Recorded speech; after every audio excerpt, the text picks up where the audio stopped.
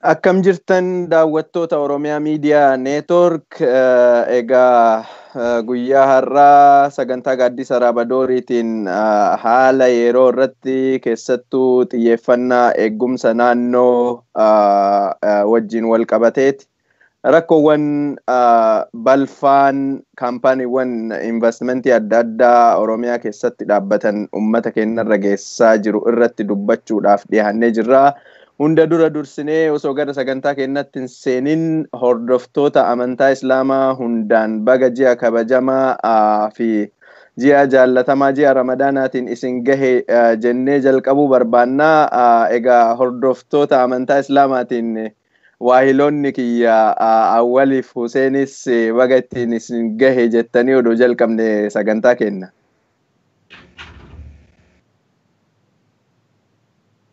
Awwal itti fuuf. Yaa bareeda dura dursoo akkuma ati jette abdii jinni kun ji'a ulfaataadha. Ji'a 11 keessaa ji'a ulfaataa ji'a namni itti soomu sooma nyaataa osoo hin taane niyyaan ijaan gurraan qalbiin onna jedhanii kana baga ittiin isin gahee ji'a gartee tokkummaan Oromoo wanni dalannu martii waliif waaqa kadhatuun uummata keenyaaf waaqa kadhatuun itti jajjabaatee deemu rabbi nuuf haa godhu kanuma jechuu barbaada.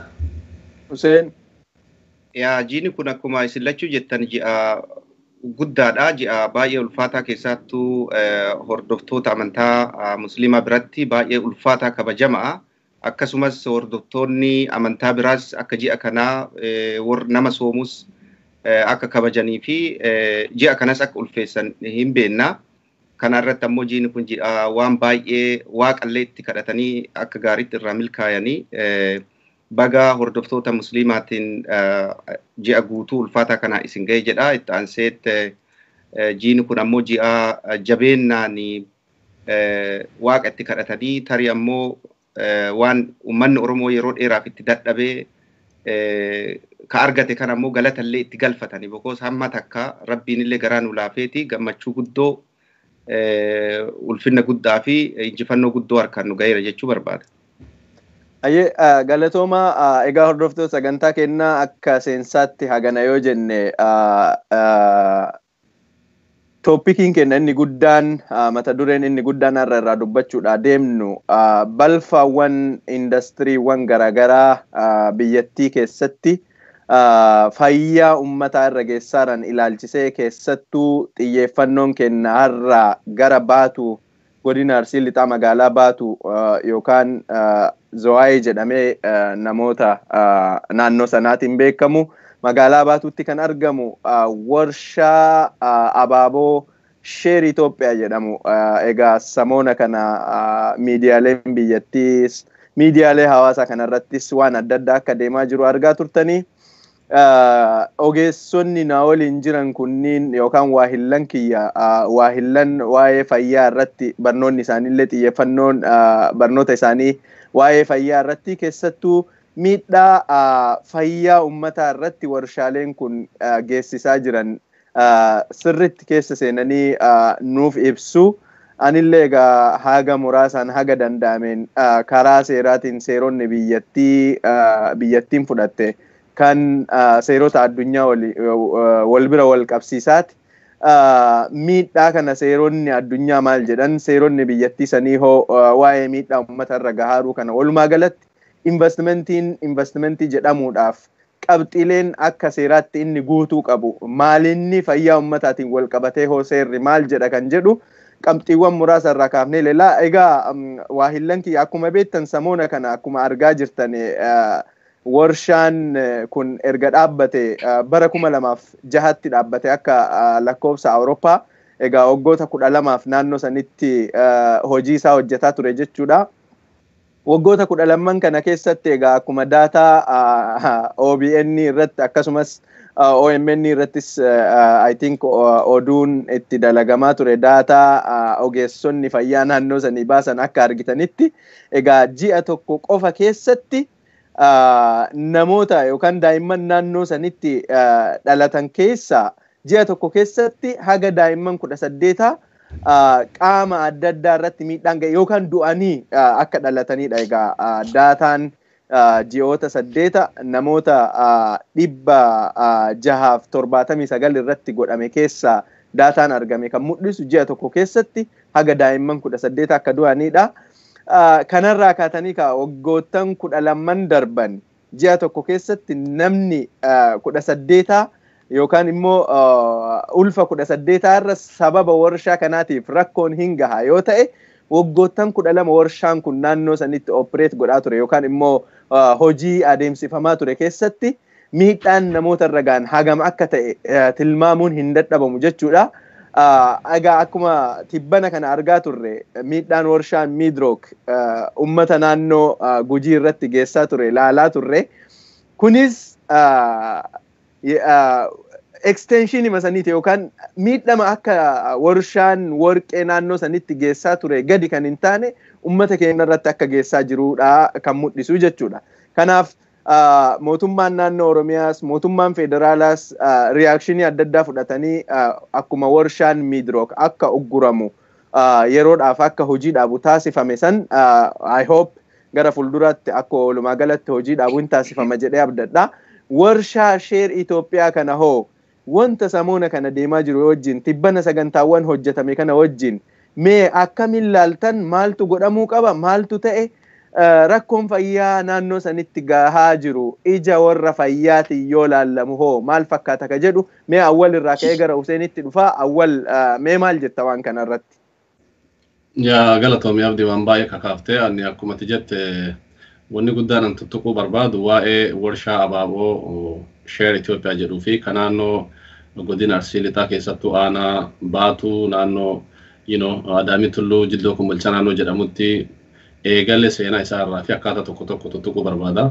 Keessattuu akkuma jette warshaan kun bara 2014 namoonni lama kan biyya keenya keessatti naannoo Leek Naivashaa fi akkasitti waa'ee warshaa abaaboo kanarratti floriculture kana dalagaa turantu gara biyya Itoophiyaa dhufanii wannaa isaanii babal'ifachuu barbaadanii nama prime minister biyya sanii asiin dura ture mallasiin kun namanii haasa'anii turanii haala isaaniin Keenyaan illee seera garaa baaftee manni naannoo isaanii rakkoo miidhaa warshaan kun geessaa turee fi akka irraa ka'u mootummaa isaaniitti iyyatanii ofirraa isaan achi buqqisanii jennaanii gara biyya keenya dhufee jechuudha. Gabaabumatti wannan jechuu barbaade 2005 gara xumuraatii fi 2006 akkasitti gara Baatuutti dhaabbatee waggaa hagas qabaa. Achi bira taree ammoo waggaa 2015 keessa naannoo Baatuu irraallee ol siiqee naannoo Adaamii Tulluutitti kabaraa itti bananii itti guguddisanii jechuudha.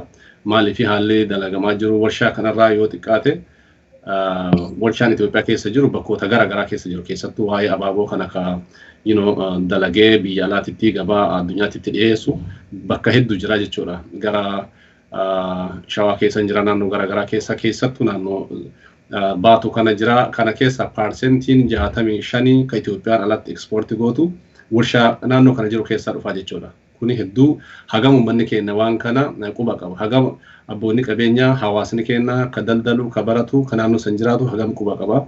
Kuni gaafii manni kunii fi uummanni deebisuu jechaadha. Ammas waggaa keessatti haga dolaraan miliyoona 270 akkas 270 million a year galiin inni argamu kana jechaadha. Warshaan kuni qofti jechuudha. Kabaraa kan naannoo biraa jiru osoo hin taane kuni bu'aa isaan argataa jiranii kanatu jira jechuudha. Itti dabalee wanni gara fayyaa hawaasaatiin gara fayyaa osoo hin taane wanni irraa haasa'uu barbaaduu fi irraa dubbatu barbaadu akka fayyaa hawaasaatitti warshaan kun miidhaan qaqqabsiisu maali waan jedhuu fi dhugaadhaa warshaan kun keemikaalota garaa fayyadamaa lafti yoo qabame jedhanii qotamaa fertilizeriin yookaan immoo xaa'oon garaa achirratti apply ta'a.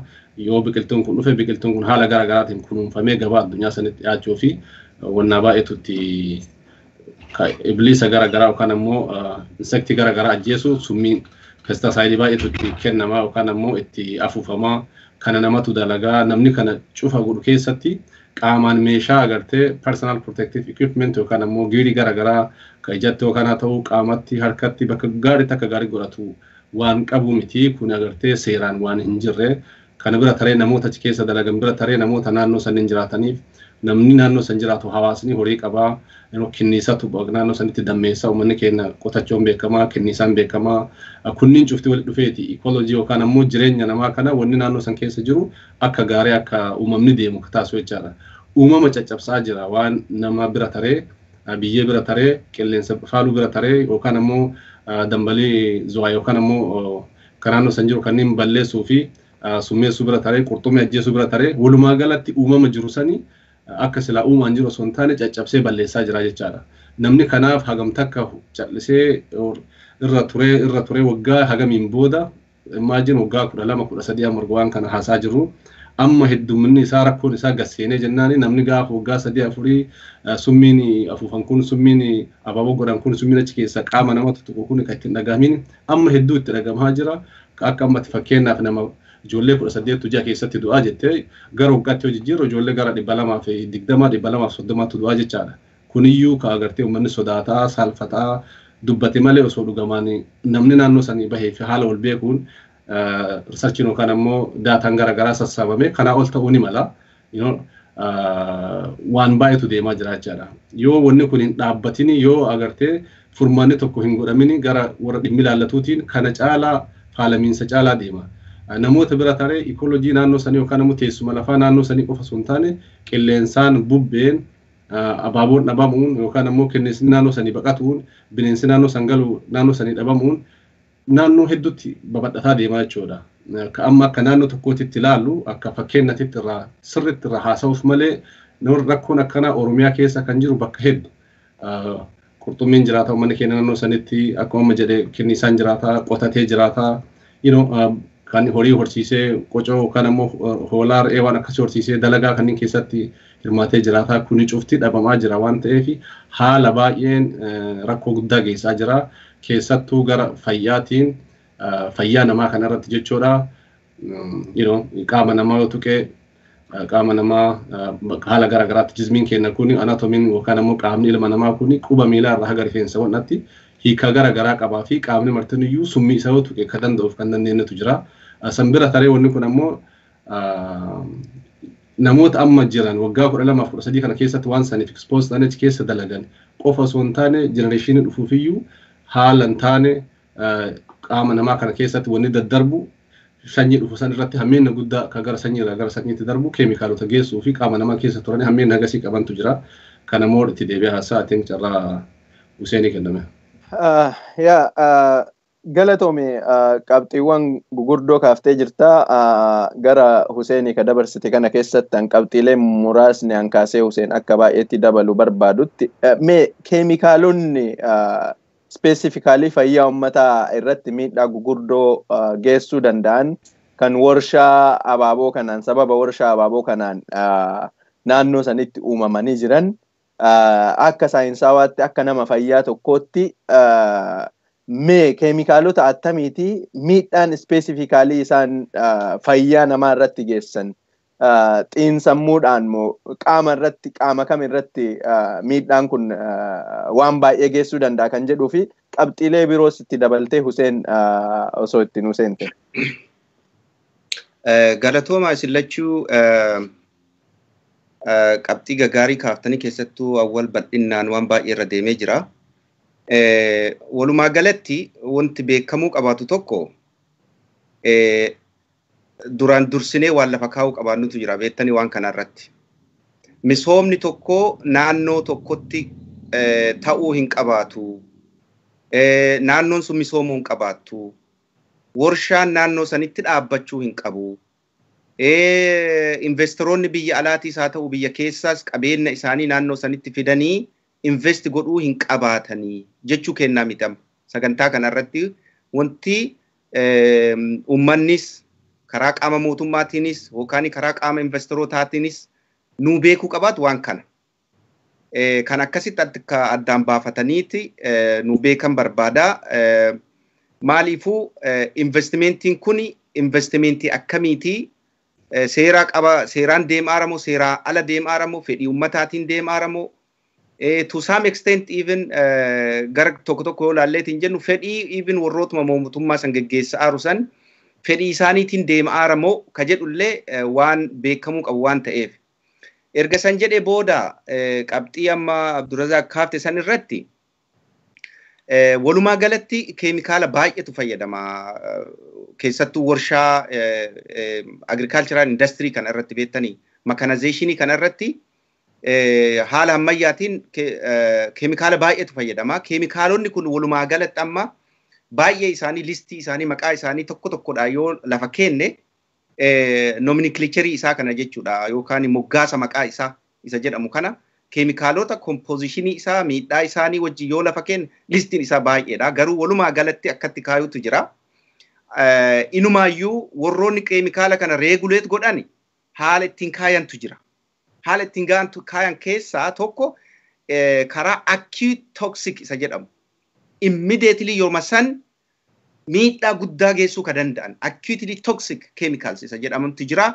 Warroonni kunniin keemikaalota karaa kamiiniyyuu industrii kamiin irrattu industrii oomishaa ka karaa midhaan oomishuu haa ta'u biqiltuu oomishuu haa ta'u abaaboo oomishuu haa ta'u for that matter karaa biraatiin sibiilan ka oomishullee haa ta'uti keemikaalota fayyadamuu hin qaban yoo fayyadamanis ammoo strict follow upin jiraachuu qabaatu yookaan hordoffiin cimaan jiraachuu ka qabaatu jedhamee keemikaalota lafa kaayaman jechuudha. Acutely toxic isa jedhamu jechuudha. Itti aanseet immoo chronically toxic isa warroota jedhan warroota akka amma turtii keessa suuta jedhanii immediately effectiin argitu. Yoo san yookaan miidhaa battala sanitti miidhaan argitu. Turanii yeroo fudhatanii waggaa 5 haa ta'u 10 haa ta'u 15 30 haa ta'u miidhaa geessan jechuudha.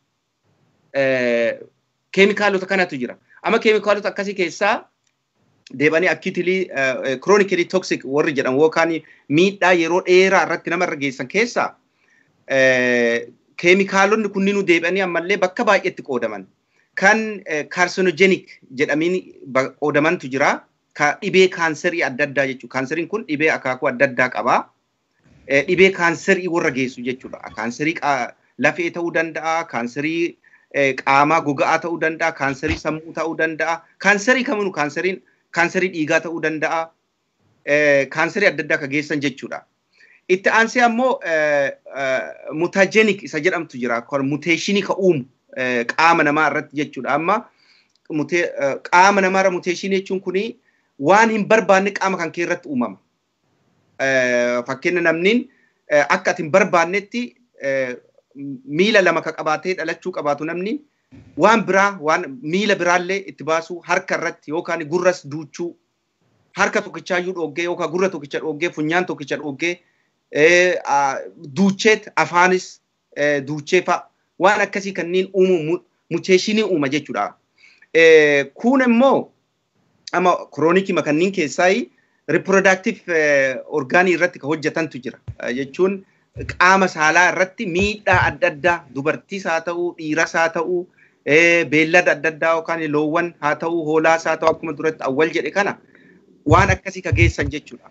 Ka dhumaa ammoo isuma amma kroonikii yookaan yeroo dheeraa keessatti miidhaa geessan keessa keemikaalonni kunniin endocrine disruptors warra jedhamutu jira. Amma qaama namaa kana keessa uumaan hormoonota adda addaatu jira. Orgaanota adda addaatu jira yookaan uumaadhaan waan qaama keenyaaf nu kennametu jira kan regulate wal godhu jechuudha. Wal tin'isee wal utubee wal faana deemutu jira. Kan akka kaleetu jira, kan akka onneetu jira, kan akka tiruutu jira. Waan akkasii keessattuu kalee irratti rakkoo guddaa ka geessan kaleen tuni qaama bishaanii ka qaama keenya keessa jiru kana regulate akka isiin hin goone ka godhu kan ammoo akka isiin itichiteetiin hin qabanne ka godhutu jira. Walumaa galatti haala saniin qoodama jechuudha. Achi keessatti amma akka fakkeenyaatti keemikaala badaa hamaa tokko kan historically baay'ee miidhaa guddaa geesse keemikaalli kuni keessattuu lola addunyaa lammaffaa as yeroo lolli addunyaa walitti lammaffaan ka'eetiin jedhe sanii qopheeffatan boombiidhaan warroonni biyya lixaa kunniin haala boombii ittiin hojjetan yookaan summii adda addaa ittiin hojjetanii wal moo'ataniin qopheeffatan erga lolli addunyaa kun dhaabate lolli lammaffaa addunyaa kun dhaabate as ammoo keemikaalota kana gara deebisan dhabanii qabeenya guddaa waan ta'eefi keessattuu gara biyya Afrikaatii fi investimentii biyya Afrikaatitti deemuu irratti akka gurguraman karaa sanii ittiin fayyadamaa turantu jira. Kana keessaa fakkeenya akka DDT jechuudha. Keemikaalli kun historically miidhaa guddaa not only biyya Itoophiyaa irratti qofa osoo hin taane Afrikaa guutuu irratti miidhaa guddaa geessaa akka turetu jira. Walumaa galatti keemikaalota baay'eetu jira. Haala isaa booda irratti deebina. Qaama akkamii irra geessaa, qaamolee maal fageessa, qaamota akkamii irra geessaa, miidhaa geessaa, akkamiin miidhaa geessaa, fakkeenya directly karaa kallattiidhaatiin akkamitti seena, eessa seenee miidhaa geessa ka jedhu kana itti deebi'a. Walumaa galatti keemikaalonni kunniin amma toxic acute toxicidhaa fi chronic toxic jedhee kan addaan qoode yookaan yoo battalatti miidhaa ka geessuu fi yeroo fudhatee miidhaa ka geessu kuni akkaataa inni miidhaa itti geessutu jira. Keemikaalli kun potentiate wal godha beektanii wal utuba. Humna lamaa yoo waliif fiddeetiin jette humni kunniin lamaan wal baadhatee wal utuba keessattuu compound isa yoo uumeetiin jedhe jechuudha. Keessattuu amma asiin dura medrook irratti keemikaala akka cyanide jedhamu kana irratti haasa'aa turamee miidhaa inni geessaa ture qaama namaa irratti, beellada irratti, qabeenya uumaa irratti waan inni geessaa ture waggaa dheeraan booda argaa turreerra jechuudha. Achirratti amma qaama keenya irratti specifically mee waan akkamii geessa, miidhaa akkamii geessa akka jedhu kana booda irratti mee itti deebi'aa kanuma jedhu barbaada. Galatoom Hussein yaada gugurdaa kaaftanii keessattuu fayyaa waliin wal qabateeti rakkoon warshaan abaaboo kun geessaa jiru maalidha? Bifa saayinsaatiin akkamiin ilaallama kan jedhu yaadota gugurdaa kaaftanii ani immoo bifa seeraatiin investimentiin tokko naannoo tokkotti banamuu isaatiin dura seerri biyyattiin qabduu fi seerri addunyaa maal jedha kan jedhu qabxiiwwan muraasa kaasee ilaaluu yaala. Egaa baroota keessattuu mootummaa kun dhufaatii mootummaa kanaatiin dura biyyattiin hanga hunda xiyyeeffannoo seera eegumsa naannoo hanga hunda hin qabdi jechuun nama rakkisaa. Because naannoo saniin dura yookaan dhufaatii mootummaa saniitiin dura indastiriiwwan baay'een babadhatanii hin turre. Saamichi lafaa siyaasitti maqaa investimentiitiin godhamu kunis hedduu miti. Keessattuu bara dargii fi bara mootummoota dargii dura turan keessatti akkuma argitan ka eegumsa naannootiin biyyattiin baay'ee gadi bu'aa dhufte. Ciramiinsi bosonaa uwwisni bosonaa parsantii 40 irraa gara parsantii 3tti bifa gaditti siqee jira. Kunis environmentii irratti yookaan immoo naannoo irratti dhiibbaa mataa ofii danda'e kan uummata naannoo irratti geessisaa haala itti turetu jira. Saniin dabalataan gaa biyyattiin keessattuu baroota 1995 akka lakkoofsa Awurooppaatii kaaseeti seerota addunyaan waa'ee eegumsa naannoo baase irratti hirmaannaa gochuudhaan yookaan declarationiiwwan adda addaa yookaan seerota akka addunyaatti tuman kan akka Rio Declaration, Stockholm Declaration, Tokyo Declaration kunniin waa'ee eegumsa naannoo irratti principally yookaan immoo qabxiiwwan addunyaan hundi fudhatanii hojiirra oolchuu qabaman jedhamanii itti amanaman biyyoonni addunyaa adda addaa irraa walitti bahanii itti amananii kan tumantu jira jechuudha. Seerota kanniin keessattuu advantagein inni guddaan seerri waa'ee eegumsa naannoo irratti Itoophiyaa keessatti bahe inni advantagein guddaan inni argate guddaan isaa seeronni kunniin seeronni addunyaa keessattuu Rio Declaration, Stockholm Declaration, Tokyo sanii fi konferansota 100 lakkaa'aman seerota adda addaa bahan booda seera tumachuun isii biyyattiin seerota kanniin irraa qabxiilee yookaan pirinsipiliiwwan adda addaa fudhattee akka seera ofii keessatti endorse gootu carraa kenneefii jira jechuudha.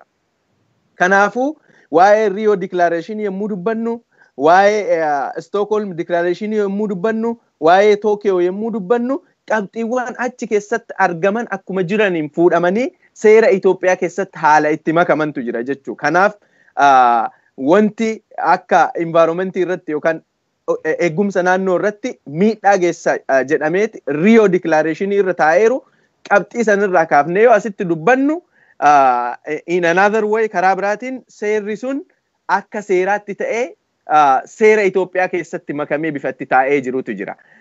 Keessattuu ejensiin eegumsa naannoo bara 1995tti seeraan hundaa'ee erga hundaa'ee kaasee rakkoowwan garagaraa eegumsa naannoo waliin wal qabatanii dhufan indastiriiwwan babal'achuu waliin wal qabatanii dhufan hin fura jedhamee haala itti uumametu jira. Akka kiyyatti garuu rakkoo ture furuurra an ejensiiwwan biyya san keessatti banamanii fankishinii tokko malee gadi taa'aniiti baajeta mootummaa sirnaan alatti nyaataa ta'an keessaa ejensiin tokko ejensii eegumsa naannooti. Wama takka illee hojiin isaan dalagan hin jiru. Indastiriiwwan yoo banaman akka seeraatti wanti irraa eeggamu ejensiin kun karaa lamaan tokko namni indastirii banu sun yookaan kaampaniin indastirii banu sun qorannoof qo'annoo godheeti naannoon kun investmentii kanaaf hin ta'a jedhee qorannoo san ejensii investmentiitii fi ejensii eegumsa naannoo kanaaf dhiheessa. Qaamonni lamaan kunniin haala propozaala dhihaate san irratti hundaa'aniiti ekspertii isaanii naannoo sanitti erganii qorachiisanii investmentiin kun naannoo kana yoo ta'e fayyaa naannoo irratti dinagdee naannoo irratti dinagdee naannootiif uummata naannootiif carraa hojii bana fayyaa naannoo irratti uummata naannoo irratti fayyaa irratti rakkoon inni geessu tokko illee hin jiru jedhamee uduun mirkanoofne banamuu hin danda'u bifoota seera kanniin irra taa'ee jiruun jechuudha. Kun garuu hojiirra oolmaa isaatti deebitee yoo laaltu kan rakkoon midrook irratti dubbatamaa tures environmental impact assessment jedhamee principally environmentii keessaa yookaan principally eegumsa naannoo keessaa rakkoo investmentiin sun naannoo sanirra geessuu danda'u jedhamee kan amanamu qorannoof qo'annoon naannoo sanirratti akka godhamu seeraan taa'e sun hin godhamu yookaan godhameellee rakkoo inni geessu osuma beekamu beektaa tiyoorii wayitu jira tiyoorii developmental state tiyoorii jedhaniiti mallas gadi kaa'eeti hanga har'aa biyyattiin ittiin rakkataa jirtutti jira. Developmental state tiyooriin kun rakkoon dimokiraasii illee yoo jiraate yookaan rakkoon fedhe biyya san keessa haa jiraatu biyyattiin guddataa jiraannaan yookaan guddina biyyattiitiif impaaktii qaba jedhamee amanamnaan waan hundayyuu negotiate godhama yookaan waan hundayyuu dhiifameeti fuulleffannaan isaa guddina biyyattii maallaqa doolaara warroonni abboonni aangoo mootummaa achirraa argatan san qofa irratti haala itti kaalkuleet ta'e itti deemutu jira. Seerota muraasa itti deebi'ee ilaala booddeerra waan ajaa'ibaa tokko isinitti himeeti gara fayyaatti gara wanni ilaalcha isin gara fayyaatti ilaaltanitti deebi'a. Naannoo seera environmentii yoo fudhadhu Jibuutii irratti muka sibiila elektirikiitti dhaaban kana keemikaala wayii dibamuutu jira. Keemikaalli inni dibamu sun biyya alaatii dhufa. Muka silkii jechuun muka elektirikiin itti dhaabbatu jechuun maal jedhamee afaan Oromootiin directly isa poolii jennuun kana jechuun. Poolii kana keemikaalli inni dibamee akka rirmi lafa keessatti hin nyaanne godhamu biyya alaatii dhufa. Baroota 1990 naannoo dhuma naannoo sanii irratti Itoophiyaan keemikaala san biyya alaatii odoo fiddu keemikaalli sun karaa irratti konkolaataan kufeeti Jibuutii keessatti keemikaalli sun lafa irra jige.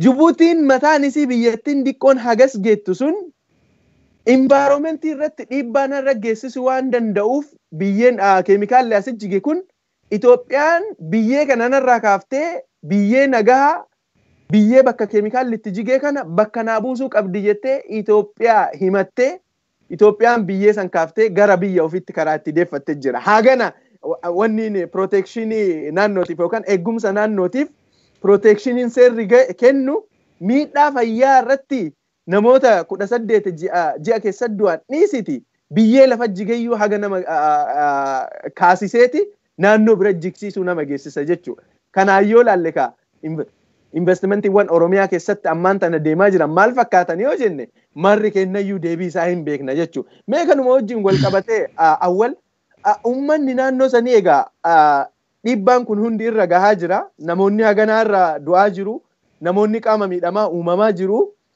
Callisuun kun hoo akka mootummaatis mootummaan callisee ilaaluun haga uummanni ka'ee uummanni waa babbahee waa godhutti rispoonsii dhabuun kun akka ija fayyaatiin illee akka ija siyaasaatiin illee yommuu ilaallu hoo maalinni wanti godhamuu qabu maalinni wanti hin godhamne maalinni wanti godhamuu qabu kan jedhu irraa awwal qabxiiwwan muraasa kaaftee gara Huseenitti nu dabarsite. I think abdi hedduu galatoomi waan hedduu dubbattee so waan atamma kaafte kanneen irraa wanti xiqqaan tuquu barbaadu wanni akkana investimentiin gurguddaan haganaa yoo ta'u biyya tokko keessa jechaadha. Fakkeenyaaf amma warshaan abaaboo baatu yookaan ammoo naannoo Zuwaayee jiru kuni yeroo duraatitti bara 2005 eegalee yoo jennu kan hektaara 203 qabate naannoo sanitti. Bara 2015tti baadhisee gara Adaamii Tulluu dhufe yoo jennu hektaara gara 50 irraa ga 60 dabalate. Lafa kanneen irratti uummata naannoo sanii dhiibaa buqqisaa waan kana yoo godhani salaakumatti sektara gara garaa yookaan ammoo ejensii gara garaa akka seera Itoophiyaan keessatti mallatteessitee qabduu fi seera addunyaa irratti dirqamaa fi itti gaafatamummaa isaanii kahaa turte. Fakkeenyaaf USAID'n biyya Ameerikaa bakka bu'ee biyyoota addunyaa kana keessatti dantaa Ameerikaa dalagaa waan akkanaa keessa waan hin dalagu keessaa tokko like monitor godhanii research gara garaa dalaganii badii deemaa jiru kana osoo haganan fudhatini ummatatti dhiyeessuu gara mootummaa kaleessuu ni danda'anii ture.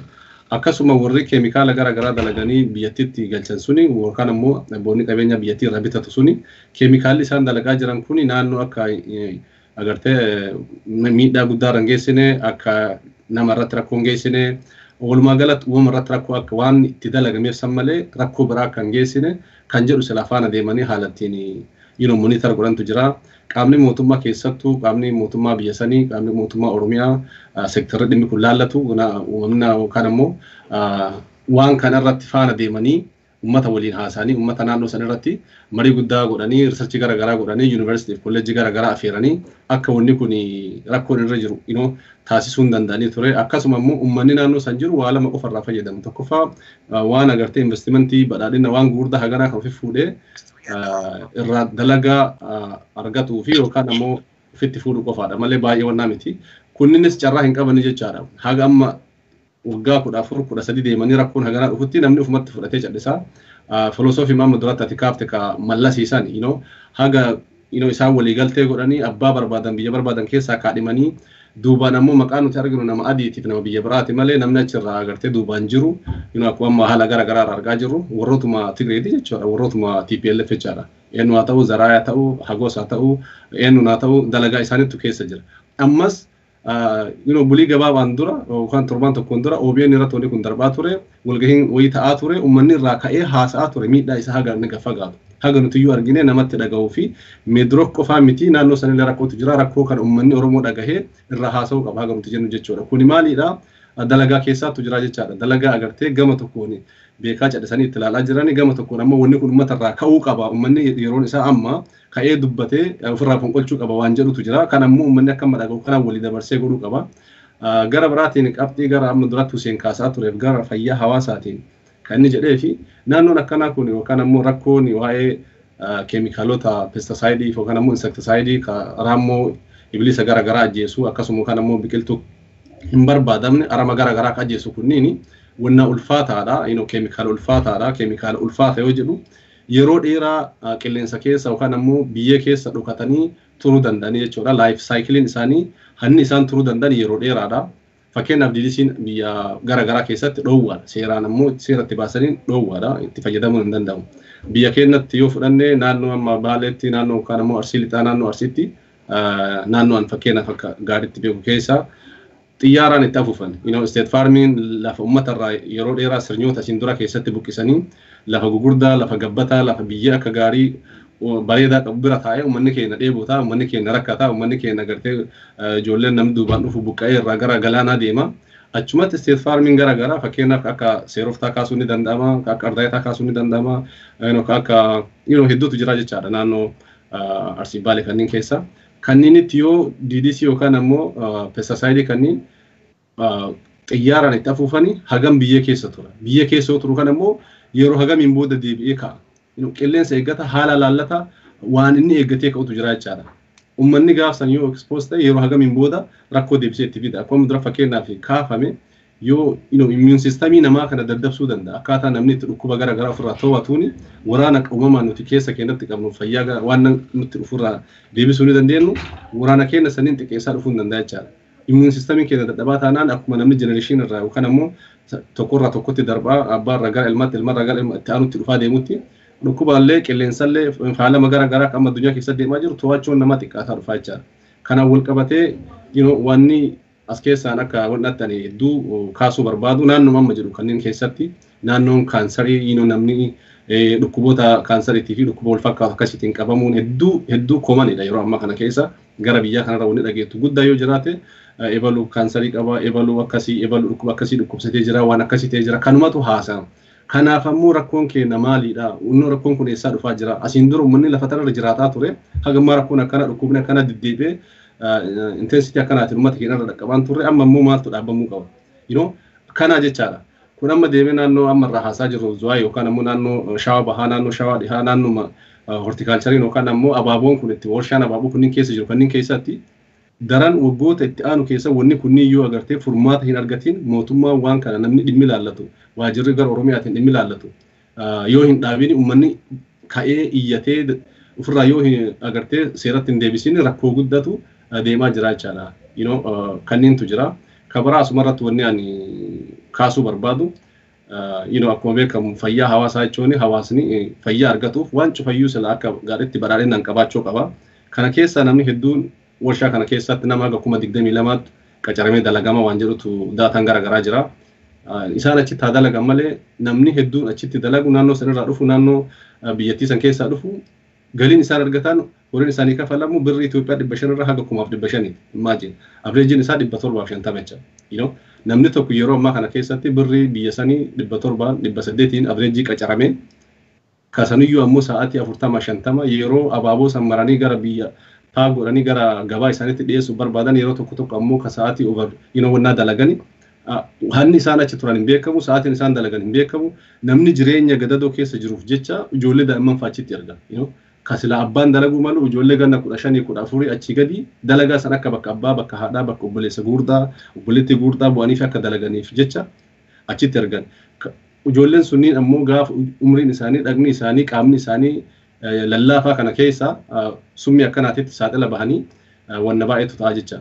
So wanni ta'aa jiru there is a lot of exploitation like waa'ee fayyaa qofaa waa'ee naannoo sanii summeessuu fi galaana naannoo san jiru gossuu raammoo achi keessa jiraatuu fi abaaboo waan akkasii agartee kinnisa kanneen dhabamsiisuu horii dhabamsiisuu qofa osoo hin taane humnummaan namni achitti dalagaa jiru suniyyuu seeraan ala akka hin taanetti abbaan qabeenyaa namoonni dhimmi ilaallatu irraa dhimma itti bahaa jiranii. Kanaaf namni dhimmi ilaallatu naannoo san jiru keessattuu qaamni mootummaa ofiin jedhu kunniin deebisaa itti kennuu fi qabanii namoonni dhimma mirga isaanii beekanii gara ofirraatti kaasaniin walii galteen neetworkii uummanni naannoo san jiru walii galteen hiriira bahuu hin danda'anii hojii dhaabuu hin danda'anii waan baay'ee dalaguu hin danda'an. Kanaaf kunis keessatti kaa'amuu qaba. Kan itti aanu immoo gara Hussein dabarsa ammas mee. Hayyee egaa qabxiiwwan murteessaa awwal amma kaaseen jira Hussein gara fayyaatiin waan baay'ee kaaftee jirta.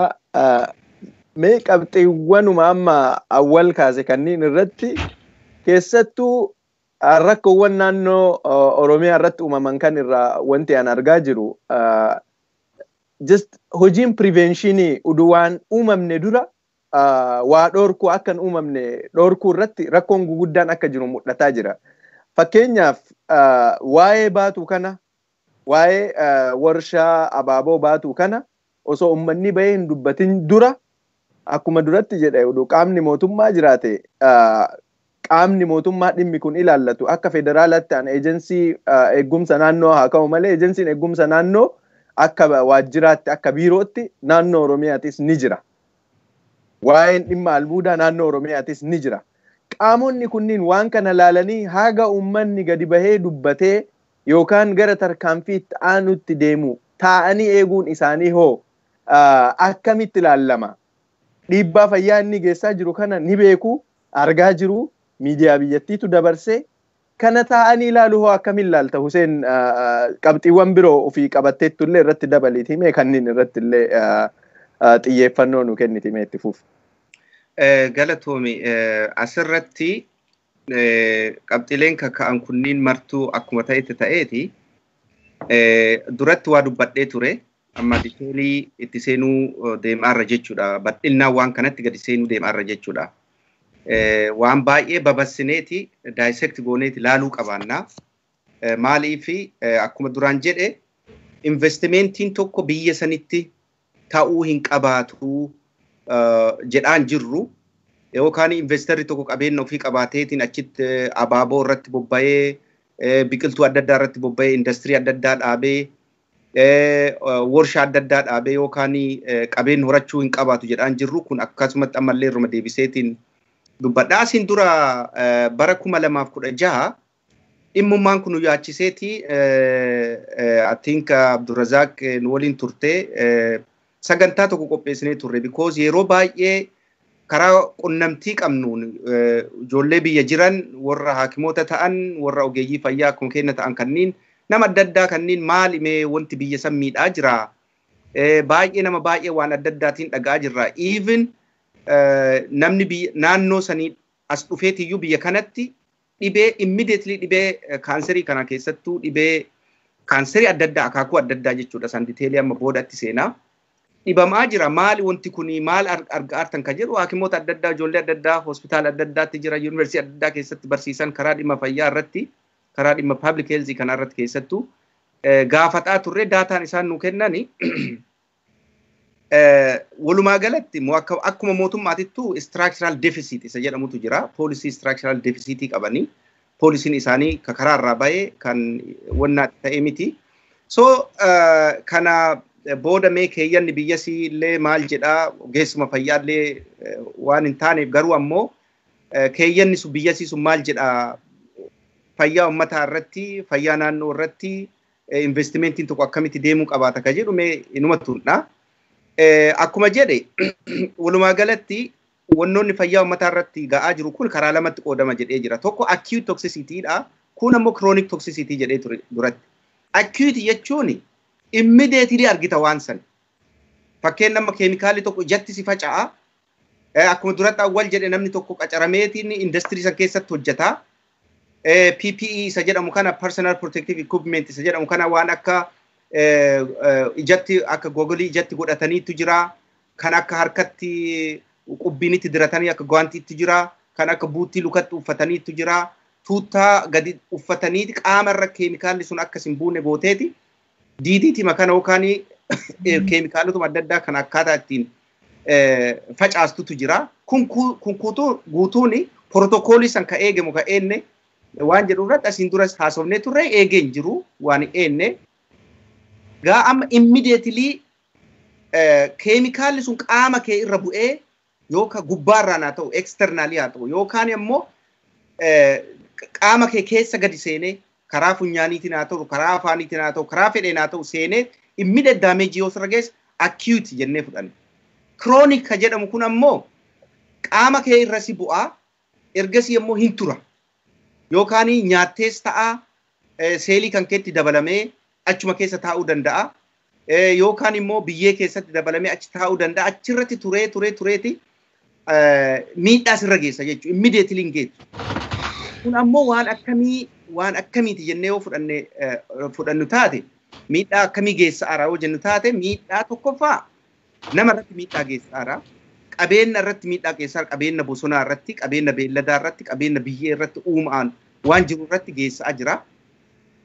Haalli inni geessuun keemikaalonni kunniin half life waan jedhamu jira beektani keemikaalli kamuyyuu half life yookaan umrii isaa keessa keemikaala tokko fakkeenyoo fudhanne soodiyem yoo jennee fudhanne amma fakkeenyoo kaan fosfeet fertilizeriin kan irraa hojjetamu yookaan madaabaraan kun karaa xaa'oon kan irraa hojjetamu potaash yookaan fosfeet yookaan potaasiyem yookaan fosfaras jechuudha.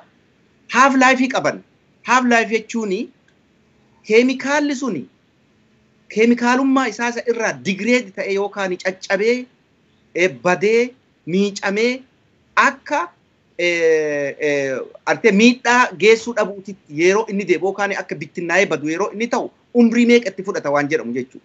In half fakkeenya parsentii 100 keessaa parsentii 50 baduun isaa maal waggaa meeqatti fudhata ka jedhu. Akkuma isin durallee kaasee ture keemikaal tokko ka guyyaa tokko keessatti volatile ta'ee baduutu jira. Tokko ka guyyaa 2-3tti baduutu jira. Ka torbaan fudhatu, ka ji'a fudhatu, waggaa 10, waggaa 15, 50 miliyoonas ka deemutu jira. Haala saniin deema jechuudha. Keemikaalonni kunniin. Kanaaf achi keessa seeneeti immediately yoo sirra bu'e miidhaa sirra geessa acute achi qaama kee keessa seenee yookaan biyyee keessa seenee yookaan beellada keessa seenee ammoo achiin deebi'ee turee sitti as deebi'a akka amma awwal kaasuu naannoo amma gadabiititti naannoo ummanni badhaan itti jiraatutti naannoo argitee baay'ee biyyeen misoomaa jirtutti fertile soil naannoo jedhamtu itti jirtutti karaa biyyeetiin naannoo beektanii biyya Oromiyaa keessatti mooli soil ka jedhamu baay'ee fertile yookaan biyyeen misoomaa naannoo itti argamtu naannoo saniif mootummaanis asiin dura mootummaan dargiis naannoo sana akka oomishaatti filatee naannoo sanitti DDT afuufaa turan. Effekti DDT yoo san qabaataan turre garuu waan san kun hadha waggaa meeqan booda argaa jirra jechuudha. Namni baay'een endocrinology isaa disrupt ta'e yookaan kaleen isaa irratti miidhaan uumamee, onnee isaa irratti miidhaan uumamee karaa kaanseriitiin dhumataa jira. Kallattiidhaan amma keemikaalonni kunniin akkamitti seenanii, akkamitti nama miidhanii yoo jenneetiin fudhanne keessattuu amma kar tokkoon karaa somba kan keetiitiin gad fudhatta. Somba kee fudhattaa, somba kan kee irra si bu'aa. Sisteem sombi kan kee qaamota adda addaa qaama kan kee kaawwan nafa kan kee keessa jiru akkatti miidhutu jira, akkatti tajaajilutu jira. Yoo tajaajilli sun gadi bu'e immoo akkatti miidhutu jira. Fakkeenyaaf sombiniif onnee walii hojjetti, sombiniif kalee walii hojjeta, kaleef onnee waliin hojjetti, kaleef ammoo tiruun waliin wal keessa jira. Wanti kun beektanii wal xaxaa wal keessa tokkichi keessaa cheenii qaba. Cheenii kana tokkicha keessaa murte taanaan mara isaatutu wal gadhiisa jechuudha. Karaa onneetiin si seena. Amma fakkeenya ka'eennu karaa sombaatiin si seena. Amma karaa sombaatiin kan seenu keessaa amma biyyanatti yeroo baay'ee ka beenyaa ittiin gaafatan biyya Ameerikaa kanarratti miidhaa uummata irraan ga'ee hawaasa irraan ga'ee jennaan beenyaa irratti gaafatan. Beenyaa kanarratti gaafatan keessaa keemikaalota akka amma funyaaniin nama seenee somba irratti miidhaa geessu kan akka waan akka asbestos isa jedhamu kanneen waan geggeessutu jira. Kunniin amma kaanserii sombaa fida. Kaanserii sombaa fida jechuudha. Hafuura akka ittiin baafanne waan akka asmaa sitti fida. Waan akka yeroo hundaayyuu si hattifachiisu funyaan keessi nyaatu. Even deemee wanti sun deemeeti gurra kan kee akka si duudu si godha. Because funyaaniif gurraa fi wanni akkanaa kunniin waa mataa olii kun wal faana deemu waa walii hojjetu jechuudha.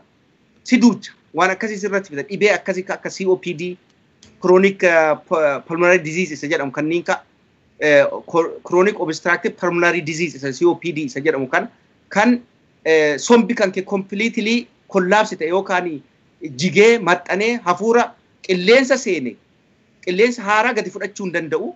Qilleensa ammoo ittiin fayyadame yookaan qilleensa dhiiga dhiqe. Dhiigni kan dhiqamu somba keessatti qilleensa dhiiga dhiqe deebisee illee gadi baasuu hin danda'u jechuudha. Aktee excel godhee gadi baasuu hin danda'u. Akkasitti miidhaa geessa. Kun amma yoo fudhattaniitiin jettani renal systemii irratti ka hojjetu jira. Keemikaalonni amma miidhaa overtime chronic ka uumaatiin jiru jechuudha. Amma kalee irratti miidhaa uuma. Kalee yoo yaadattan taate kaleen tuni keemikaalota baay'ee akka qaama keenya keessaa bahu ka godhu isiidha. Isitu akka qaama keenya keessaa bahu godha. Keemikaala isitti ulfaatee hojiin itti baay'atee akka qaama keessaa isiin hin baane kalee keessaa akka hin baane keemikaalota jirantu jira jechuudha. Keemikaalota akka amma fakkeenya mercury, heavy metals warra jedhamu akka liidii yookaan maal jedhee takkatti afaan keenyatti kun beeku keemikaalota keessattuu amma biyya kanatti Michiganitti dhiyoo kana Ameerikaa keessa isteeta Michiganiititti waggama darbe waggaa 2 akkana jechuudha. Wannaan bishaanii tokko poison ta'eeti miidhaa guddaa uume jechuudha. Uummata irratti hawaasa irratti jechuudha. Haga sadarkaa aangaa'onni gugurdoon mana hidhaatti galanii hojiirra ari'amanii ittiin gaafatamaniitti ka geessa jechuudha.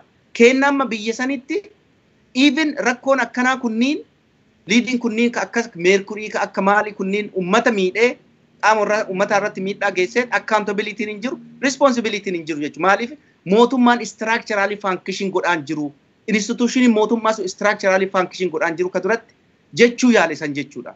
Kanaafi amma maalirraa dhufa fakkeenya amma kalee namaa miidhu kun oomisha tokko yoo industrii tokko oomisha tokko abaaboo tokko yoo oomishu taate yookaan warshaan tokko yoo dhaabatu taate xurii warshaa isa irraa bahutu jira. Fakkeenya makiinaan mataan isaatu beenzila dhugaa. Beenzilli kun xurii mataa isaa qaba. Giraasotu jira. Giraasoon kun xurii mataa isaa qaba. Makiinaan kun meeshaa caccabetu jira. Meeshaa kan achi darbanii. Meeshaan kun ammoo naannoo san poluutu godha.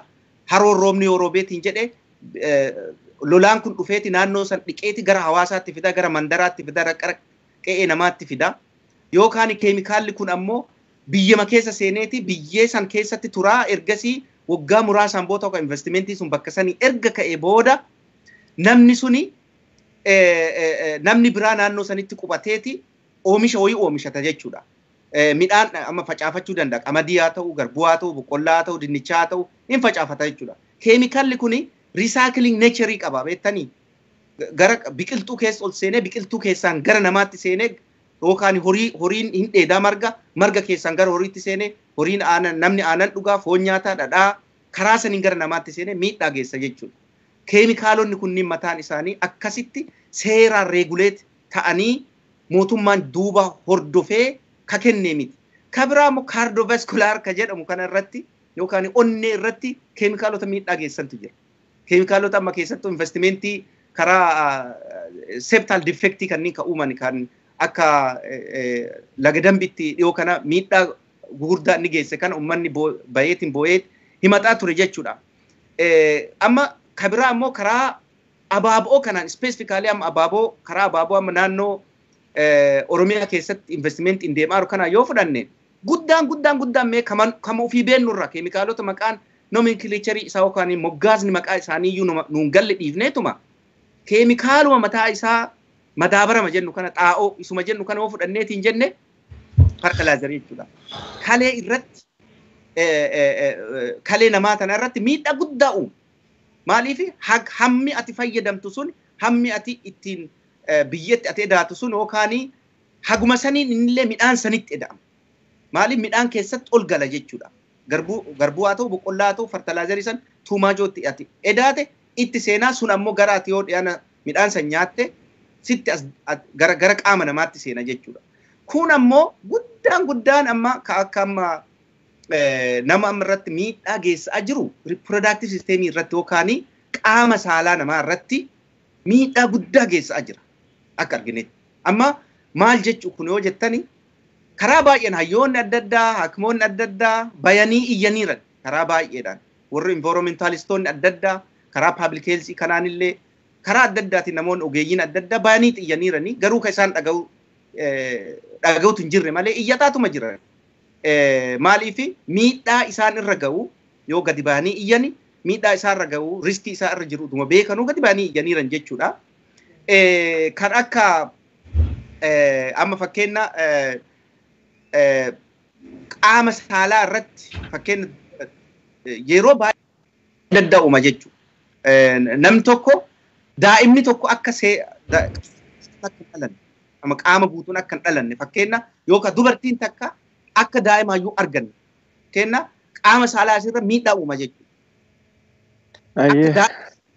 Amma yoo kana viidiyoo tokko irratti maal argine naannoo Gujiititti ijoolleen doktoricha tokkotu haasaa hospitaala naannoo san jiru irratti maqaa dha'uu inuma dhiisa.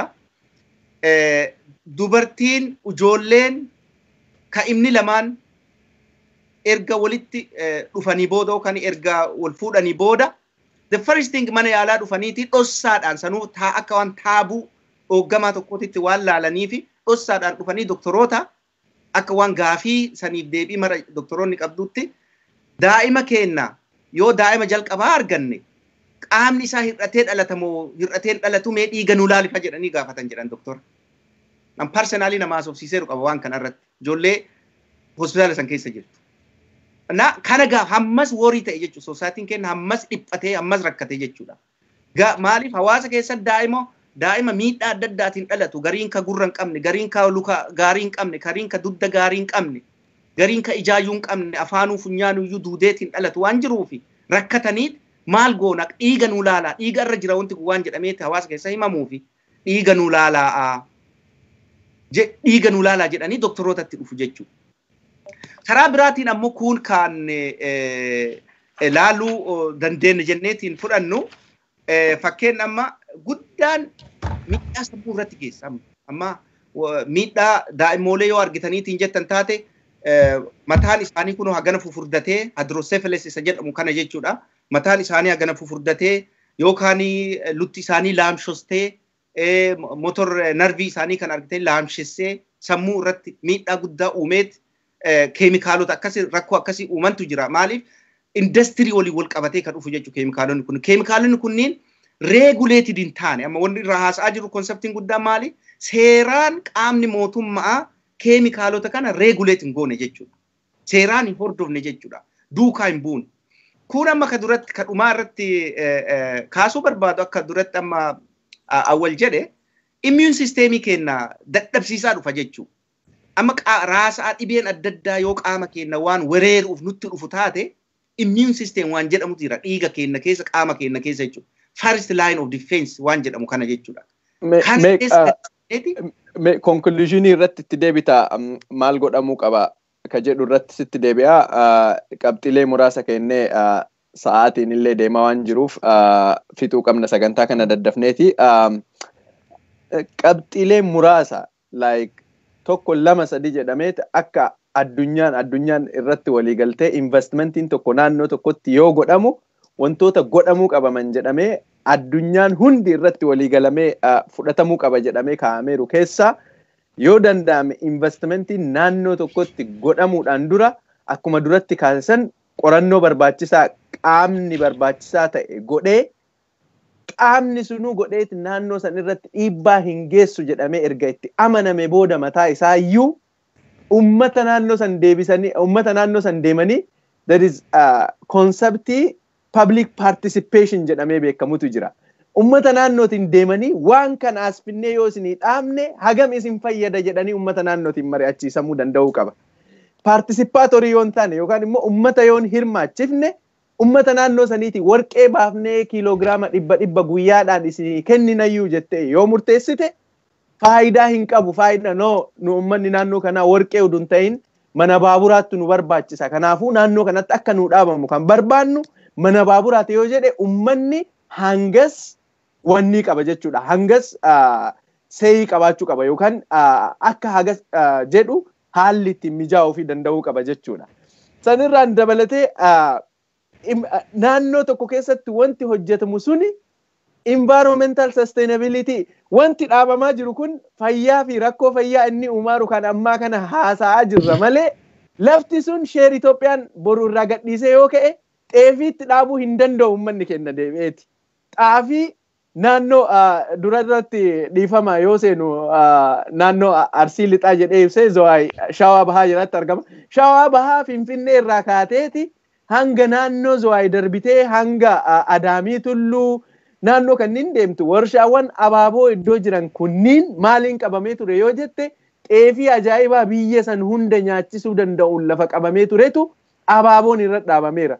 Boru ummanni kun qabsaa'ee lafa san irraayyuu yoo isaan kaase rakkoo walumaa gala keessaa bahuu hin dandeenye boru midhaan itti facaafamee wanni gochuu hin dandeenye wantummaan biyyoota guddataa jiran yookaan immoo biyyoota addunyaa sadaffaa irra jiran warshaaleen abaaboo kun itti baay'atuufu biyyoonni guguddatan investmentii akkasiisan host godhuudhaaf qophii miti because costiin investmentii sanii fi wanniin faayidaan isarraa argamu kan wal gitu miti. Ka fayyaa ummataa qofa kaafnee dubbataa jirra nuti. Fuulduree irratti fayyaa ummataa irra iyyuu darbeeti rakkoon inni nyaataan uf danda'u ummataa irratti rakkoon inni uumuuf deemutu jira. Kanniin wal dabalatee qabxiiwwan kaasuu barbaadu wantoota baay'eetu ture garuu sagantaa keenya xumuraa deemuu qabna. Sa'aatiinis baay'ee deemaa jira. Mee awwal akka dhumaatti akka yaada dhumaatti ummanni naannoo sanii hoo maal godhuu qabaa wantoota ta'aa jiru kana akkanuman laalaa itti fufaatuma miidiyaa irratti ibsamee dhaabbatuu qabamoo maaltu ta'uu qabaa ummata biraa maaltu eeggamaa mootummaa irraa maaltu eeggama kan jedhu gara yaada xumuraa haa deemnuti. Anis ofii kiyyaa kan kaadheeru yaada xumuraa wayiin qaba. Sii fi Hussein irraa fuudhee gara xumuraatti deemna. Mee awwal itti fuuf. Nyaatiin yaada bareedaadha. Maaliif waa haasa'anii rakkoo jiru namaaf ummataa fi wanna jedhanii tarii ummanni achirra jiru haalatti dubbatuuf haalatti rakkoo ibsatuu fi aanjaa dhabe malee duraanuu keessa jiraataa jiranii nama dhaga'uu fi waan kanarratti wal tumsinee akkatti furmaata irra geennu furmaata jennee kaa'uun dirqama waan barbaachisu. Ani jalqaba irratti waan atamma yaada keessatti kaasaa turte keessa dhugaadha.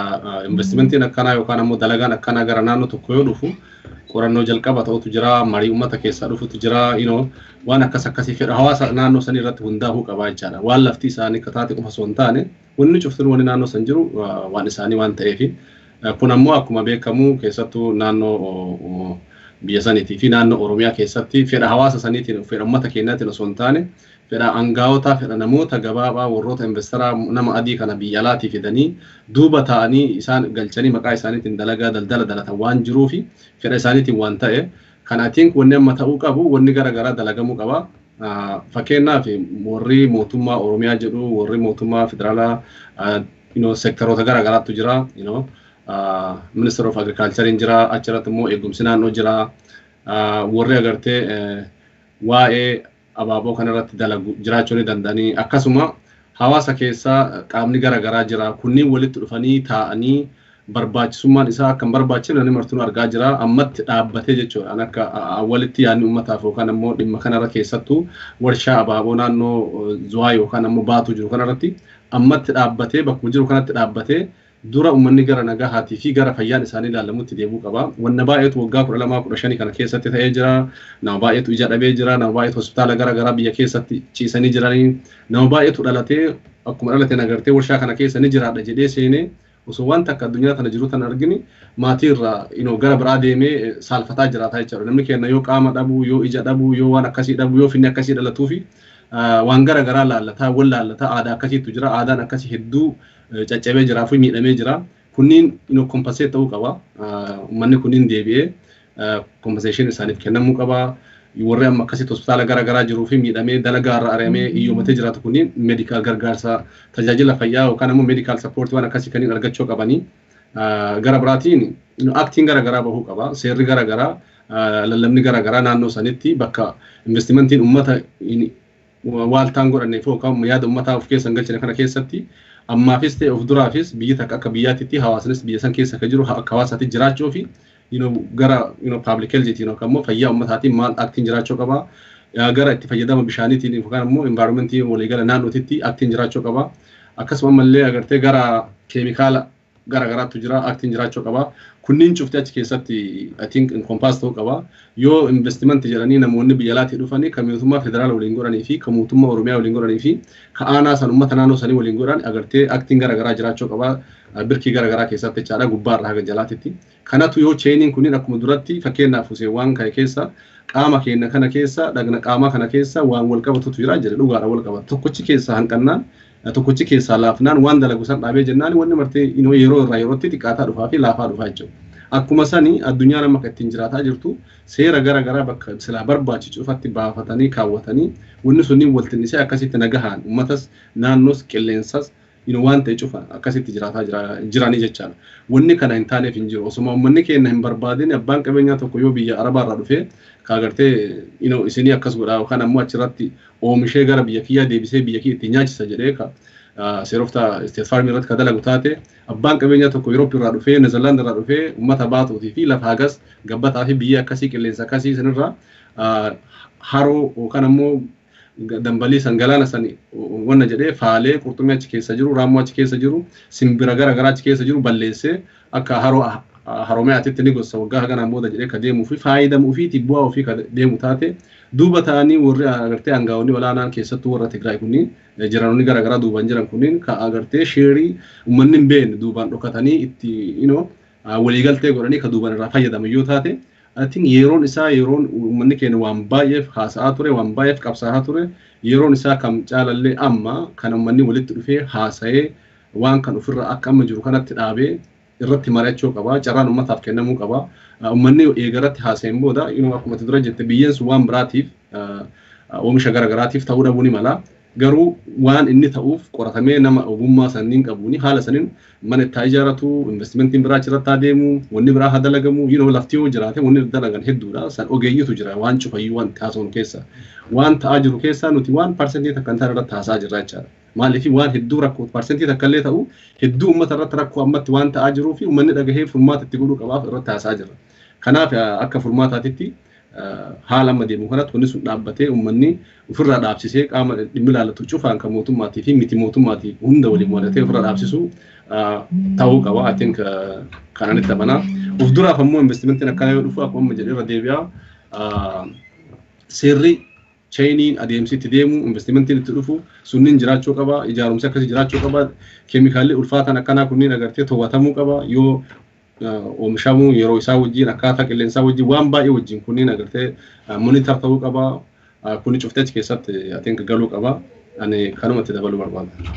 Well xumuraa deemaa jirra qabxii xumuraa kaaseera awwal mee Huseen gama fayyaatiin miidhaa inni geessu badhinaan ilaallee jirra gama seeraatiin waan godhamuu qabu fi waan ta'uu qabu wanti awwal amma kaasee jira mee kanuma walumaa galatti atillee miidhaa uummata keenya bara dheeraa kana hunda irra gahaa ture kana dhaabsisuudhaaf bakka amma irra jiru kana irratti oduu gatiin hin barbaachifne hin kafalamin akka dhaabsisuuf gama mootummaatiin maaltu godhamuu qaba gama ummataatiin maaltu godhamuu qaba ka jedhu irratti gabaabsi qabxii muraasa nu jedhiiti anillee qabxii dhumaa kaasee ka'ee sagantaa kana xumuruu deemne.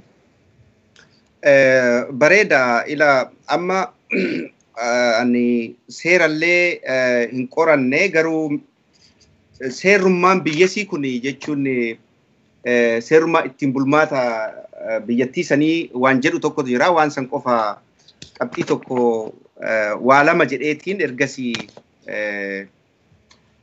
wanna jedha maal jedha artikilii ma biyyasii seera ittiin bulmaata biyyasii san jechu konstituushinii ma biyya Itoophiyaa sun baafate san irratti artikilii fuula 92 irratti environmental objectives bakka jedhu san irratti yookaan afaan Amaaraatiin የአካባቢ ደህንነት ጥበቃ ዓላማዎች jedhee lafa kaawwata bakka sanitti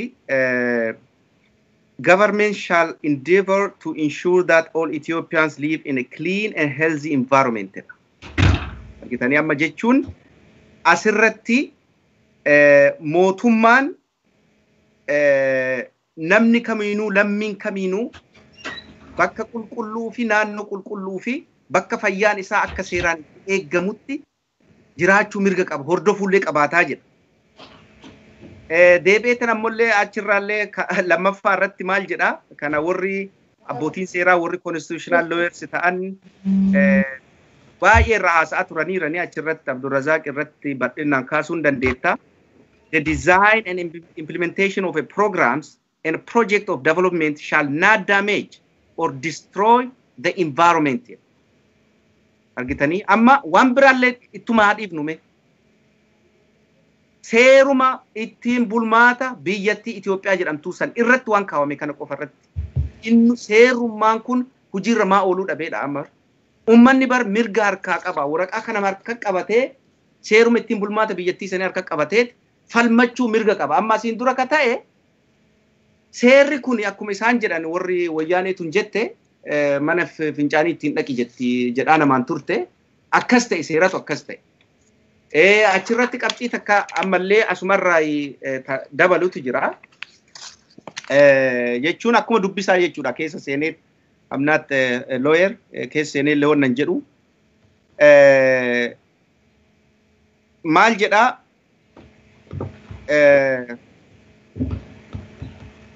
asirratti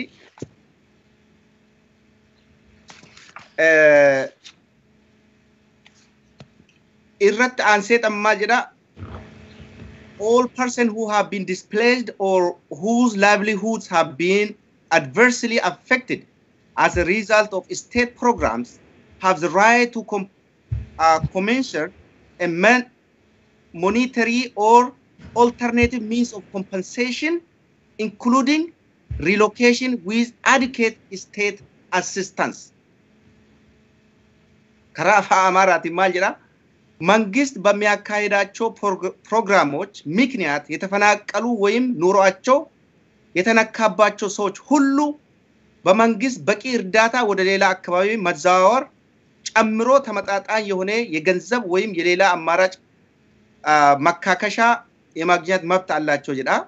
ኩን አሞ ከዱራኒ ሁሉም ሰዎች ንጹህና ጤናማ በሆነ አካባቢ የማኖር መብት አላቸው። አማ ማልጀቹ ኩኒዋን kana warri seeraa badhinnaan yeroo baay'ee deddeebanii dubbatanii jireenan wannuma san indicate godhumaa fi wanti ta'uu qabaatu tokko keessa mootummaan asiin dura lammaan jedhaa tureera. wanni Oromoo hin taane inuma hin taane jedhe. Jecha sana baay'ee jaaladhe. Jecha bulchaa mootummaa naannoo Oromiyaa Pireezidaantii Lammaa Magarsaa jedhe. Wanti Oromoo hin taane inuma hin taane. Jecha miti wanti suni qeerroon practically mul'istee jirti wana. Oromoo wanti hin taane inuma hin taane. Wanti har'a nuti parsentii hiikoo amma nurraa haasa'arra akkuma awwal jedhe parsentii hiikoo irraa haasa'arra miidhaa biyya san jiru keessaa maayikiroo leeviliidhaan haasa'aa jirra. Karaa investimentiitiin, karaa siyaasaatiin, karaa ikoonomiitiin. Waan kana mootummaan naannoo Oromiyaa itti cichee dhimma kanarratti reeguleeshinii keessattuu amma DDT jechuun DDT'n among the list of banned chemicals. Keemikaalota due to ingredient DDT keessa jirurraa akka ka'e dhoorgaadhaa jedha karaa adda addaatiin. Akkitti dhoorgamu immoo yookaan concentration isaa percentagein concentration yookaan wannaan isaa suni kan midhaanitti yookaan biyyatti dabalamu regulate ta'uu qabaata haala jedhu haala isa hordofaniiti regulate godhu. Lammaffaan ammoo hayyoonni biyya san keessatti haakimoota baay'eetu jira. Injineerota biyyi sun bar biyya chemical engineering PhD kenniti. Ajaa'iba natti ta'e. Keemistiriidhaan PhD warra baratu jiraami warra PhD barsiisu jiraamiti. Akkamitti impactii kana hawaasa keessaa dhalatanii majority ummata biyya sanii sun baadiyaa keessatti nama guddatee achi baratee ba'ee akkuma nu'u jechuudha. Akkamitti hawaasa ofii kana ogummaa ofii kanaan gadi deebanii dhugaa kana dubbatanii wareegama barbaachisaa ta'u kafalanii ummata ofii barsiisuu yookaan mootummaan mataa isaa waa hojjetaa waan beekaan jirreef innocently yoo kontiraatallee investorotaan galu innocently waan galaa jiru hayyoonni jiran gadi bahanii dubbatanii carraa amma jiru keessattuu yeroo ammaa kanatti carraa amma jijjiirama amma dhufaa jiru kanatti fayyadamanii gadi bahanii ummata barsiisuu impact assessment argitee community impact assessment projectiin tokko dun dhaabanne maal geessuu danda'a projectiin sun. Ergasii ammoo follow up assessment ergama projectiin dhaabbateeyyuu duukaa isaanii bu'anii ergasii immoo after time deemanii dhumarrattis miidhaa inni geesse maali dhaabbachuu qabaatamoo projectiin kun itti fufuu qabaata.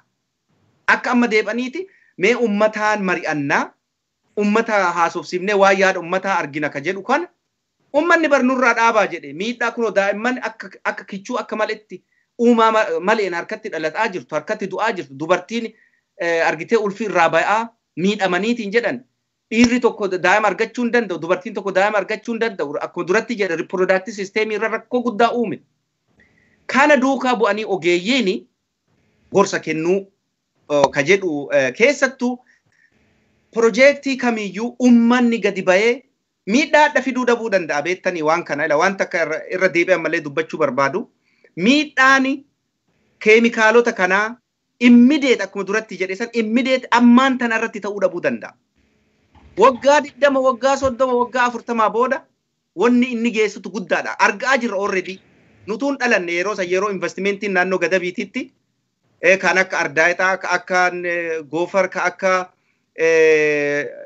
heeraroo seerofta naannoo san ka jiru diiditi yoo san xiyyoorri jissaa ture midhaan naannoo sanitti horii irratti jissaa lafa irratti jissaa namni horiin midhaan marga dheedaa aanan dhugaa namni foon nyaataa dhadhaa fayyadama amma dheebeetiin carcinogenically affecting and knocking all the organ system akkaataa qaamni keenya kun wal hojjetu wal gargaareetiin hojjetu kan akkatti miidhaa jiru kun amma argaa jirra jechuudha impact waggaa meeqaa booda argaa jirra jechuudha. So amma miidhaa guddaan ammaayyuu hin geennedha. Miidhaan ammaayyuu hin argine wantummaan miidhaan nu argaa jiru miidhaa xiqqoodha. Miidhaa guddaan ufafoo ka jiru ammaan tanarraa iyyachuu qabaata. Gadi ba'ee akkuma yeroo master pilaanii iyyatee ofirraa dhaabee sanitti akkuma dheengadda yeroo medrookii kana iyyatee even ofirraa dhaabee sanitti itti deeme keessattuu amma abaaboon kuni miidhaa isaa asiin duras kaafnee jirraa guddaa waan ta'eef miidhaa inni geessaa jiru amma fakkeenya gabaabamatti dubartii amma yoo qacarrii irratti dubartiin takka daa'ima gara qabattee ulfaan dhattee tachi abaaboo isa aramaa oolti. Abaaboo san irraa jechuudha. Keemikaala kana itti facaasaa oolti yookaan aramaa achi keessaa guuraa oolti. Qaama isii keessa seenaa jira. uduma daa'imni sunuyyuu wanna orgaanii adda addaa yookaan qaamni isaa guutuun ittiin dhalanne garaa keessatti ajjeesa jechuudha. Haala miidhaa guddatu uumamaa jira. Deebiti umrii namaa kana ila waan tokko ammoo lafee namaa kana butuchaa beektanii keemikaalli kunniin lafee namaa kana keessa seeneeti jaarruma yeroo malee sitti fida. Amma umrii 50-60 utuu hin geenne lafeen tante osteoporosis jedhamu kana beektaa pores godha lafee namaa kana hoffaa godha jechuudha. Keemikaalonni kun keessatti wanti akka DDT waan akkasii kana fida. Bon kaanserii kana amma nama fixaa jira. Metastasis ta'a kaanseriin kun akkasitti waan kanarraa bal'inna mootummaan keessattuu mootummaan ogeeyyii afaan lugaamee ogeeyyii sodaachisee hidhatti guuruuf sodaachisuu duuntaan ogeeyyiin dhimma kana qoratanii bu'aa inni hawaasaa fidu maali miidhaan inni hawaasa irra fidu maali jedhanii qoratanii uummataa dhiyeessu. Achirratti ammoo warroonni ogeeyyii ammoo kadhumaa akka asiin dura Baqqalee Garbaa jedhe ogeeyyiin adda addaa hayyoon adda addaa bu'aa adda addaatiin afaan isaanii lugaamamaniiranii jedhe asiin dura filannoo wayii irratti waggaa dheeraa afoo dorgommii irratti haasa'e. Lugaammi san keessaa ba'a hawaasa keessantu caala. Kun amma generational societyidha. Generationii kana miidhaa jiran jechuudha. Genocideidha. Genocide guddaa waan ta'eef ilmi keessan akaakuun keessan abaabuun teessan waan gaarii itti dhalataan jirtu hadha nyaannee dhadhuma duunaa akka re'eet akka hin taane jechuu tanuma dhaamu. Hayyee galatoomii sagantaa keenya gara xumuraatti yaaddota lamaan wayii kaaseeti guduunfee xumuruuf deemna. Sagantaan kun akka kanaan dhaabbatu miti. Sagantaaleen kun namoonni biroo ogeessonni biroo irra deddeebi'anii kan irraa dubbatan ta'a. Nuti akka saampiliitti yookaan akka fakkeenyaatti kaafnee waa'ee sheer Itoophiyaa zowaa'ee jiru haa kaafnu malee faaktoriin kun yookaan immoo warshaan kun guutuu Oromiyaa keessa iddoo adda addaa jira. Keessattuu naannoo Finfinnee keessa gara naannoo Tafkii, Tajii, naannoo kanneen ittis uummanni gadi bahee hin dubbanne malee waan baay'eetu ta'aa jira jechuun ni danda'ama. Keemikaalli fayyadaman bifa tokko waan ta'eef jechuudha.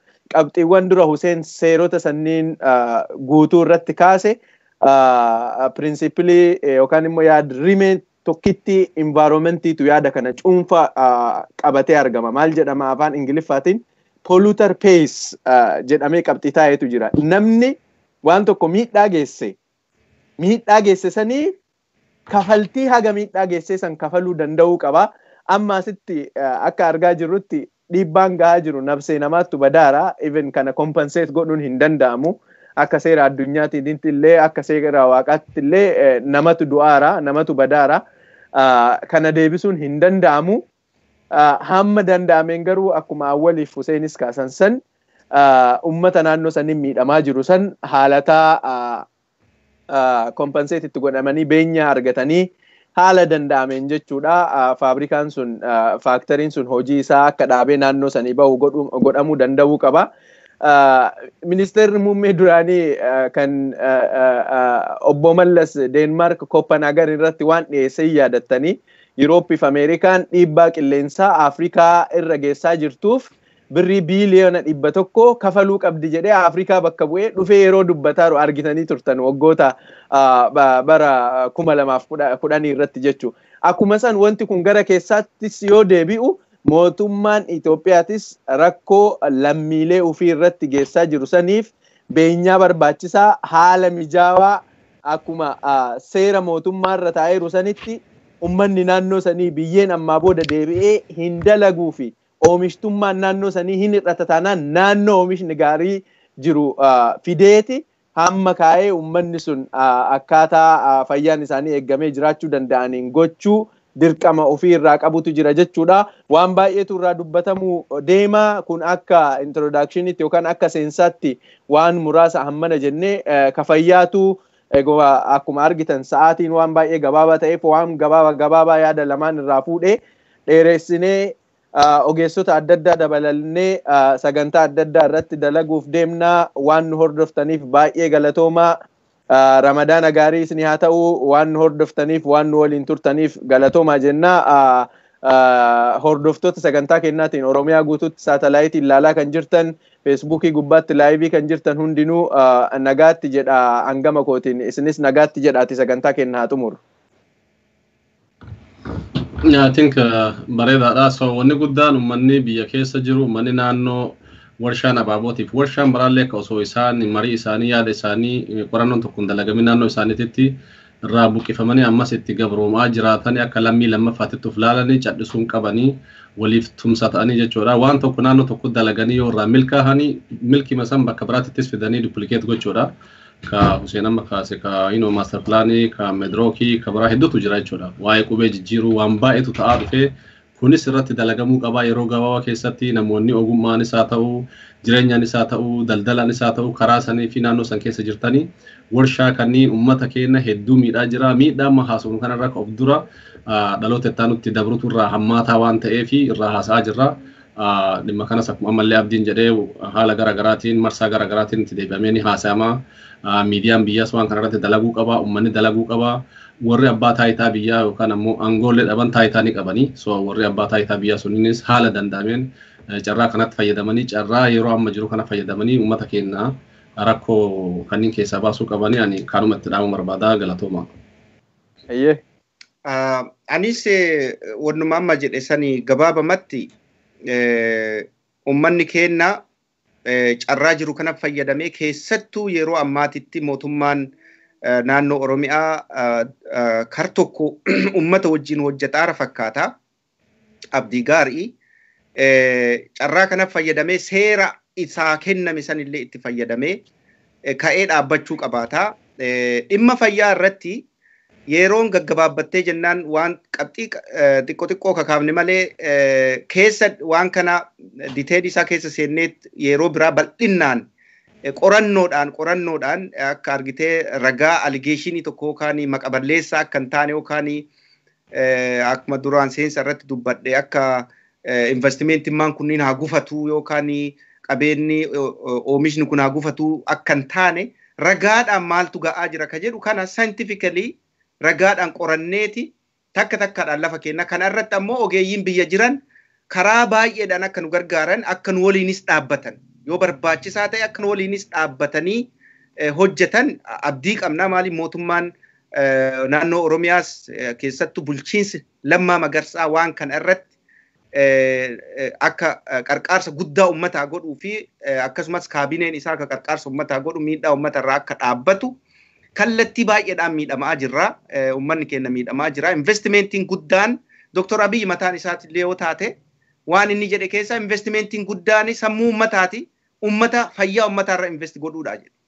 Yoo san taate kunooti rakkoo uummatarra ga'aa jiraati. Dhaabaa uummatarra rakkoo akkanaa kana. Investimentiin qoratamuu qabaataadha. Kanarratti ulfaadhaa warri nu caqasanillee kun ufafotti hayyoonni adda addaa akkuma Abdurrazaaq jedhe karaa badhaadhaan qorannoo adda addaa ufii godhanii asirratti dhiyeessanii isiniin dabarsanii yeroo biraa sagantaa biraatiin walitti dacha'an jechuudha. Ayyee nagaatti jenneerra.